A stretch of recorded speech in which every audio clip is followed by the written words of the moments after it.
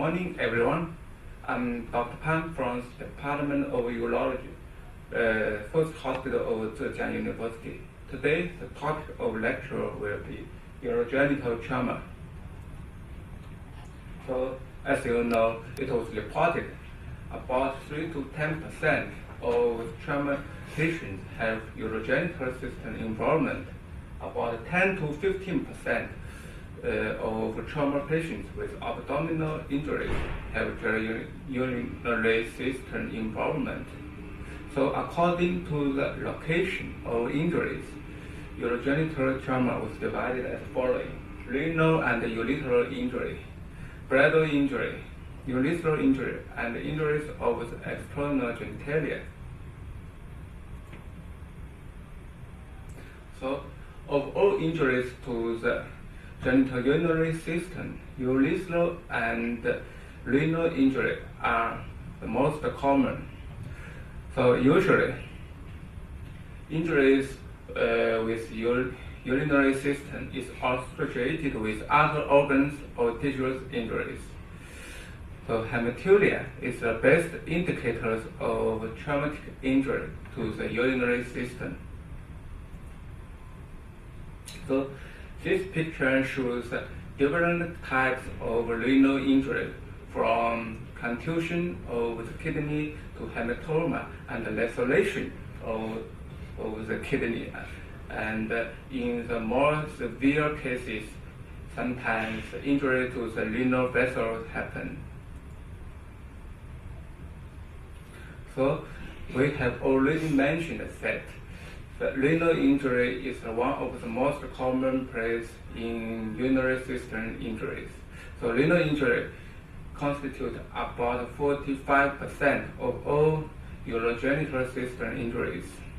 And the most renal injuries, about 80%, are minor, which do not require surgical intervention. And renal trauma can happen in both blunt or penetrating trauma.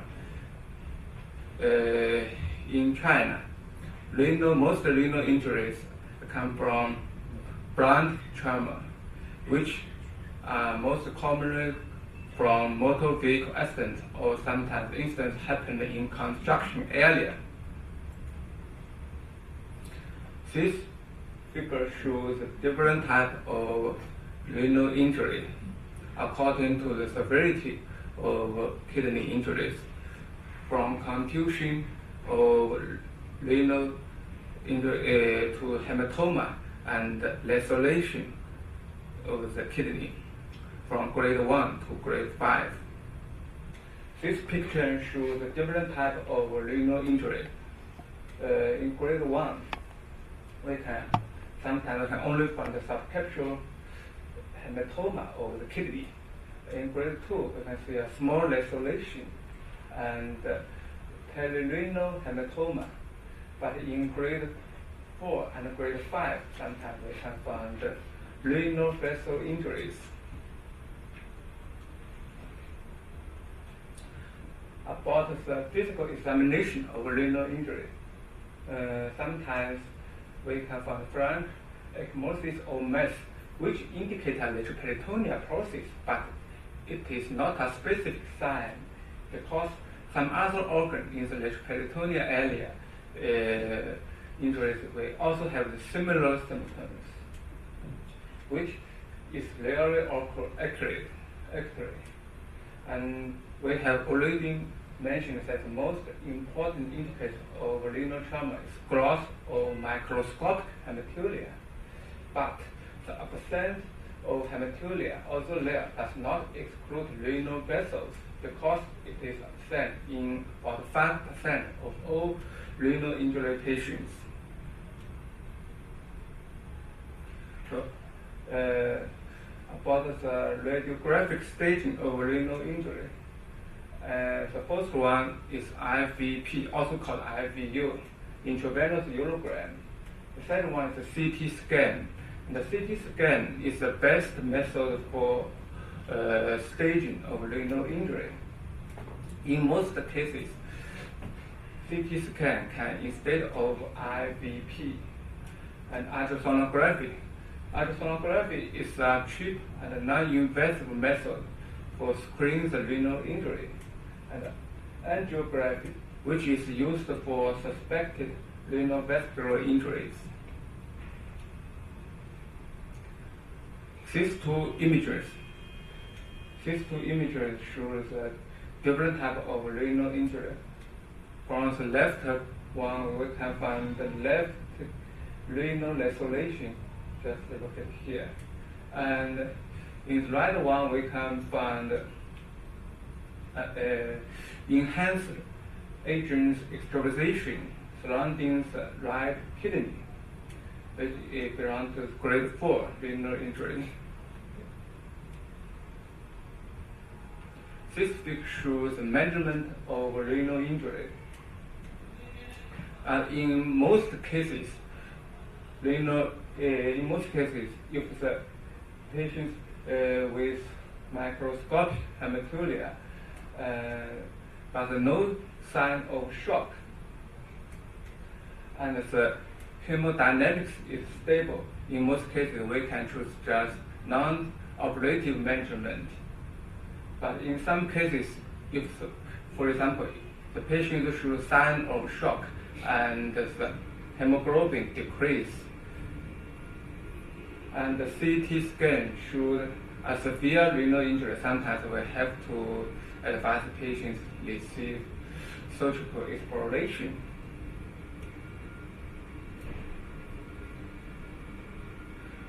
For the operation of renal injury, here is the absolute and the relative indications.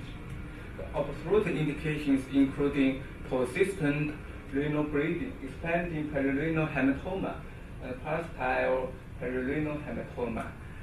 And the relative indications is urinary extravasation, non-viable tissue, delayed diagnosis of arterial injury, segmental arterial injury, other organ injuries, and incomplete staging.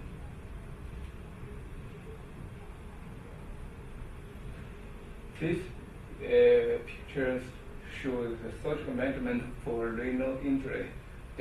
According to the severity of renal injury, we can choose nephrectomy, partial nephrectomy, or just repair of the kidney. But for the surgical exploration of renal injury, we usually choose transabdominal approach. Here is the complications of renal injury. The first one is urinoma, perinephric infection. Sometimes perinephric abscess developed, which cause renal loss. The second is delayed renal bleeding. The third one is hypertension. Okay, now we're talking about urethral injury.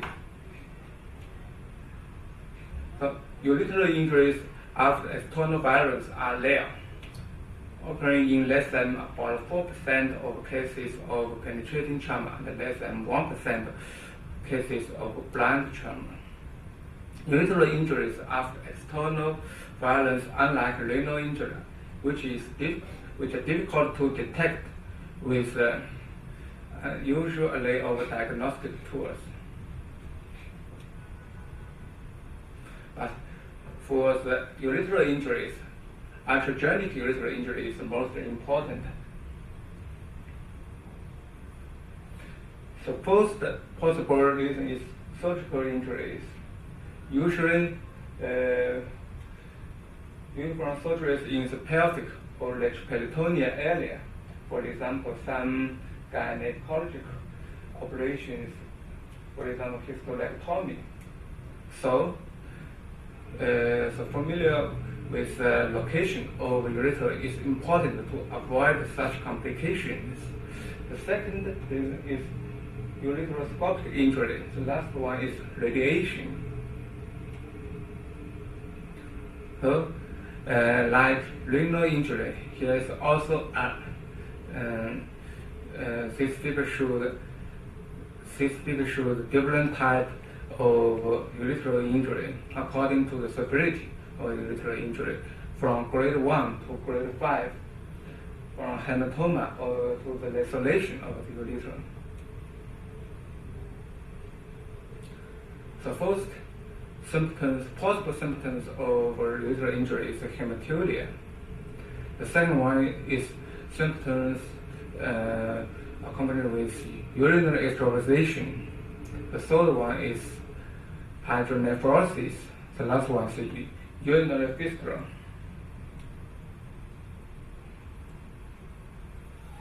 For the diagnosis of urethral injury, the patient history collection is important. The second one to detect urethral injury is IVU, intravenous urogram, but usually IVU findings are often subtle and non-specific. CT scanning. In some cases, we can find extravasation of contrast agent, which indicates an injury of urethra. The chocolate urethrography, which is a recommended method to detect urethral injury. During the same time, we can place a urethral stent. During the operation, if the surgical damage to the urethra is suspected, we can inject some methylene blue to check if there are any traces of extravasation of this dye. We can find the location of urethral injuries. This picture shows enhanced angioid extravasation surrounding the right urethra, which indicate a right urethral injuries. For the measurement of urethral injury, the first one is placement of a urethral stent. In some cases, if a urologist can place a urethral stent, which can avoid further surgical exploration in many cases. Otherwise, we have to choose operation. For example, urethral ureterostomy or autotransplantation of the kidney. In some severe cases, if the injured urethra is too much, we have to choose nephrectomy. Bladder injuries. Bladder injuries classified into contusion, extraperitoneal and intraperitoneal ruptures. But in most cases are extraperitoneal bladder injuries. So a full bladder is more likely to become injured than an empty one. So, most bladder injuries occur in blunt trauma. About 85% of these injuries occur with pelvic fractures. Only 15% occur with penetrating trauma and blunt mechanism without a pelvic fracture. For example, full bladder blowout. Gross hematuria in the trauma setting require imaging of both upper and lower urinary tract. This picture shows different types of bladder injuries, intraperitoneal bladder injuries and extraperitoneal bladder injuries. For the diagnosis of bladder injury, cystogram and CT scan are helpful diagnostic tools. From the left, pictures shows extraperitoneal bladder rupture with extravasation into the scrotum, which indicate extraperitoneal bladder injuries. The right one revealed intraperitoneal bladder rupture with contrast agent surrounding the small intestines. For the management of bladder injury, the first one is urethral catheter drainage. which is recommended in uncomplicated extraperitoneal bladder ruptures. The second option is ablative repair of the bladder. This picture shows the use of catheterization in the bladder injuries. The left one shows extravasation in the pelvis due to extraperitoneal bladder rupture. So the doctor just insert urethral catheter only. After a couple of weeks, we performed cystogram again. You can find the bladder recover totally.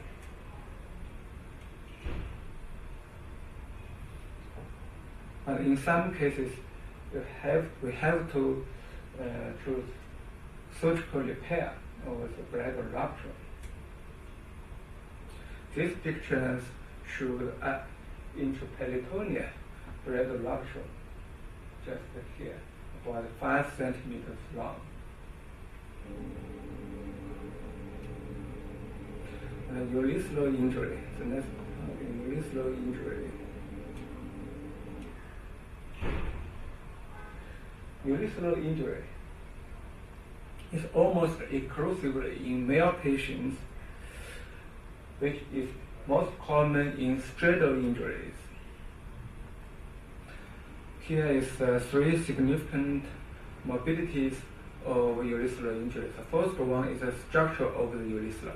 The second one is incontinence. The last one is impotence. Urethral catheter implication is important to detect urethral injuries. So according to the location of injuries, urethral injury can divide as posterior urethral injury and anterior urethral injury.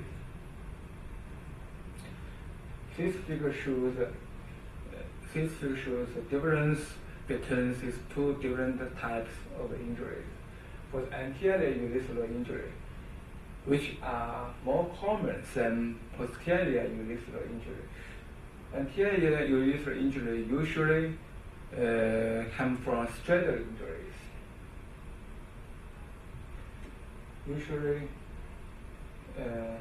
without pelvic fracture.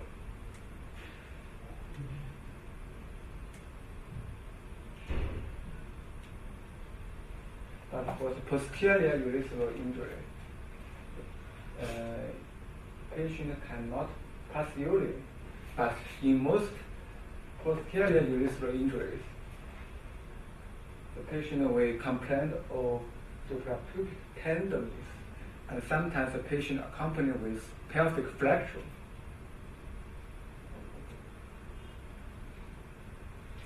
In digital rectal examination, you can find high-riding prostate or ill-defined mass on rectal examination in posterior urethral injury patients. This figure shows the injuries of the urethra. In severe trauma, duct fascia may be disrupted, resulting in blood and urinary extravasation into the scrotum. For the diagnosis of urethral injury, urethrogram is the most important one. We should carefully insert urethral catheter and inject some enhanced agent through the catheter. And in some cases, you can find extravasation of enhanced agents.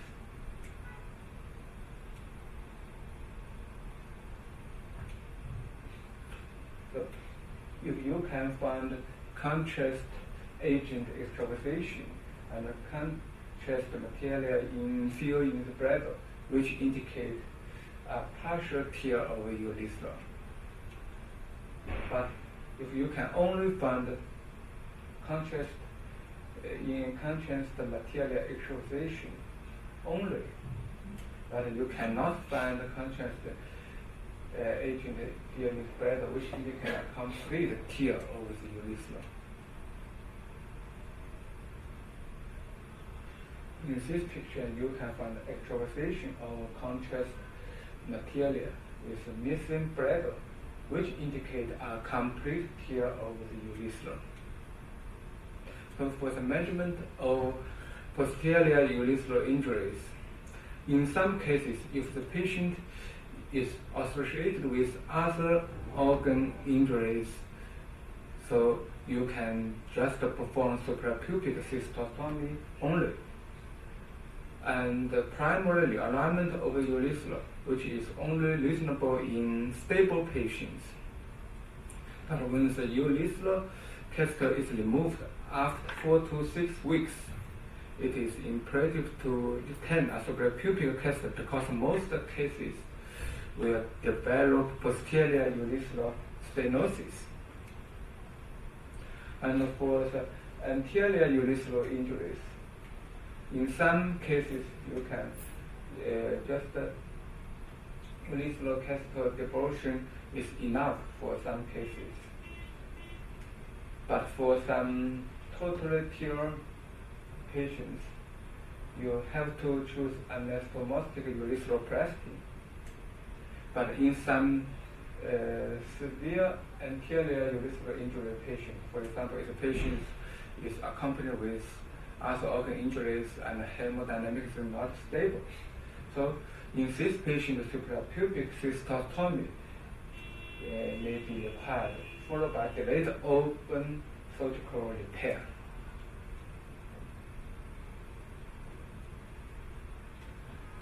This picture shows end-to-end anastomosis of the urethra, and this picture shows the alignment of the urethra. For the injuries of the external genitalia, the penis injuries can last from penetrating skin abrasion and amputation. The more important one is the penile fracture, which is usually happening during sexual intercourse. It usually requires surgical repair. These pictures show the penile fracture. You can find hematoma surrounding the kidney, surrounding the penis. And this picture, you can find the rupture of the penis, which requires surgical repair. That's all. Thank you for your attention.